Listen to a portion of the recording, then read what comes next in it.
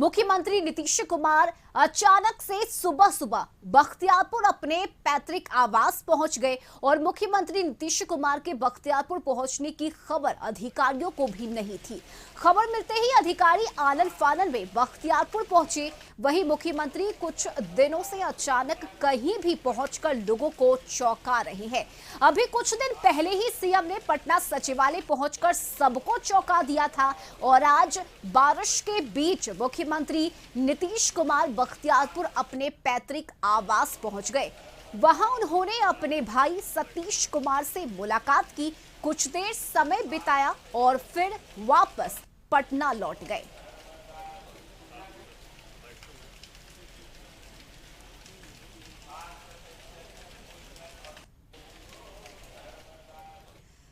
और बख्तियारपुर अपने पैतृक आवास से लौटने के बाद सीएम नीतीश कुमार सीधे जेडीयू कार्यालय पहुंच गए। सीएम नीतीश कुमार पार्टी के राष्ट्रीय अध्यक्ष ललन सिंह के चैम्बर में बैठकर पार्टी नेताओं से बातचीत कर रहे हैं। लोकसभा चुनाव की तैयारी में जेडीयू जुट गई है और मुख्यमंत्री लगातार नेताओं से फीडबैक ले रहे हैं। जेडीयू कार्यालय में नेताओं से बातचीत के बाद मुख्यमंत्री सीधे लालू आवास पहुंच गए। मुख्यमंत्री नीतीश कुमार ने लालू आवास पर पूर्व CM Rabri Devi, deputy CM Tejashwi Yadav से मुलाकात की। हालांकि लालू यादव इस दौरान नहीं रहे और इसलिए लालू यादव से उनकी मुलाकात नहीं हो पाई।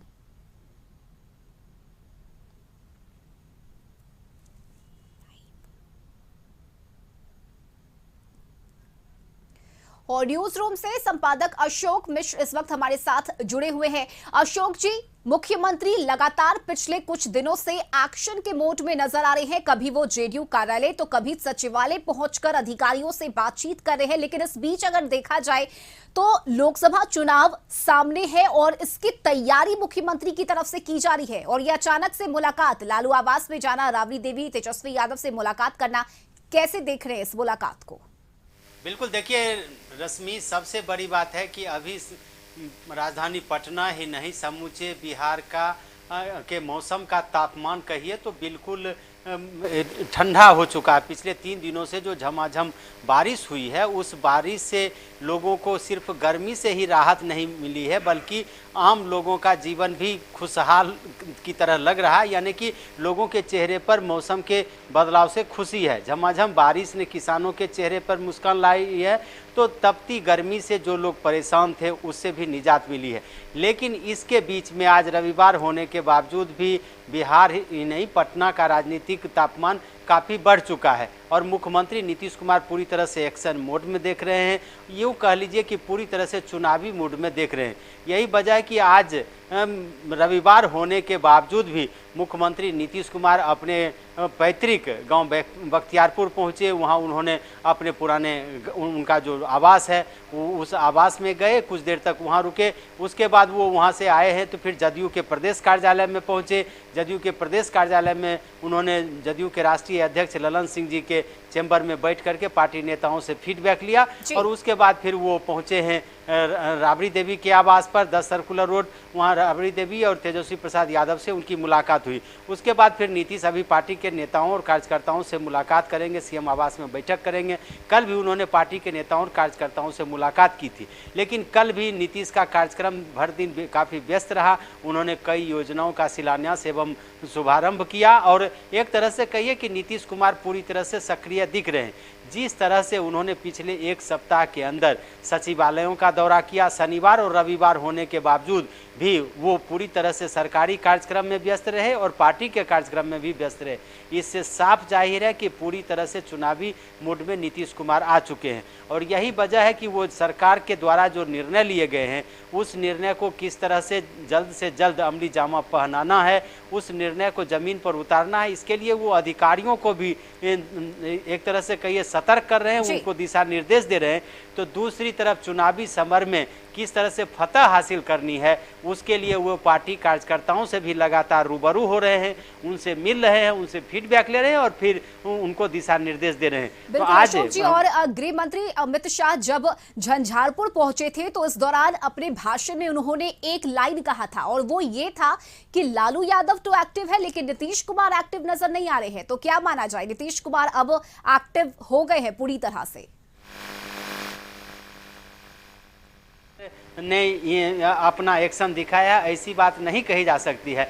लेकिन ये भी जरूर कह सकते हैं कि अमित शाह जी ने जिस तरह से झंझारपुर के दौरे पर ये कहा था कि नीतीश कुमार इनएक्टिव हैं, लालू प्रसाद एक्टिव दिख रहे हैं, तो आप यह देख सकते हैं कि नीतीश कुमार कितने एक्टिव हैं, यह साफ तौर पर देखा जा सकता है। और सिर्फ सरकार के स्तर पर ही नहीं, पार्टी के स्तर पर भी वो पूरी तरह से एक्टिव हैं। हालांकि वो पार्टी के किसी बड़े पद पर नहीं हैं, वो एक कार्यकर्ता के रूप में हैं, लेकिन चूंकि सर्वमान्य नेता वो जदयू के हैं और नीतीश से ही जदयू का चेहरा भी दिखता है। तो ऐसी परिस्थिति में नीतीश की यह जिम्मेवारी बनती है कि सबसे पहले उनके ऊपर जो सरकार का दायित्व है, यानी कि सूबे के वो मुखिया हैं, सरकार के मुखिया हैं, तो ऐसी परिस्थिति में राज्य सरकार ने जो विकास की योजनाएं तैयार की हैं, उस योजनाओं को किस तरह से अमली जामा पहनाना है। और 2024 के लोकसभा चुनाव की आचार संहिता लागू होने से पहले नीतीश के कैबिनेट ने जो महत्वपूर्ण फैसले लिए हैं, उस फैसले को अमली जामा पहनाना है। दूसरी बात है कि 2024 के लोकसभा चुनाव में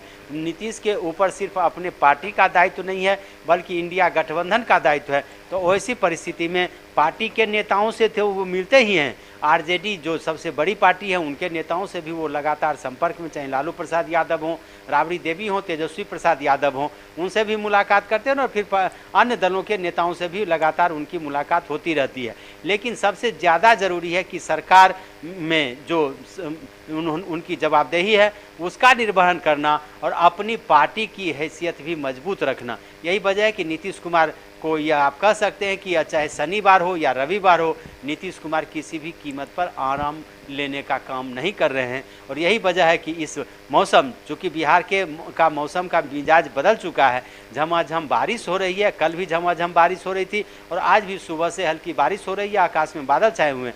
लेकिन इन सब के बीच भी नीतीश कुमार की सक्रियता यही कह जाती है कि वो पूरी तरह से चुनावी बिल्कुल। और आज के दिन की अगर बात करें तो पहले तो ललन सिंह से उनके चैम्बर में मिलना और फिर राबड़ी आवास जाना, तो लग रहा है कि कुछ महत्वपूर्ण ऐसी बातचीत होगी जो ललन सिंह और तेजस्वी यादव और नीतीश कुमार के बीच हुई है आज के दिन।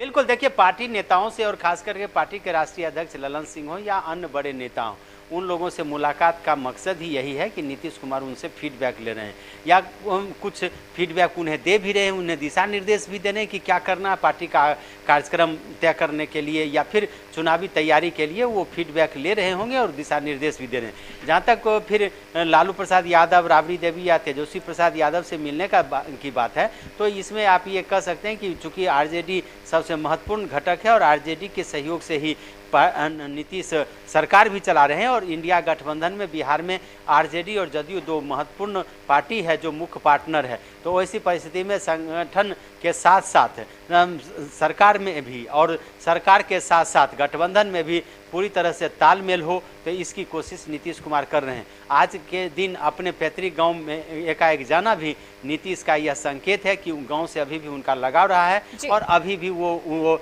गांव को भूले नहीं हैं। इसलिए व्यस्त कार्यक्रम के बावजूद भी वो लगातार यूं कह सकते हैं कि बीच बीच में गांव जाते रहते हैं और वहां के लोगों से मुलाकात करते रहते हैं। आज की खास बात यह है कि आज रविवार होने के बावजूद भी नीतीश ने विश्राम नहीं लिया और सुबह से लगातार वो सक्रिय हैं। रश्मि, बिल्कुल, बहुत शुक्रिया अशोक जी आपका तमाम जानकारी के लिए।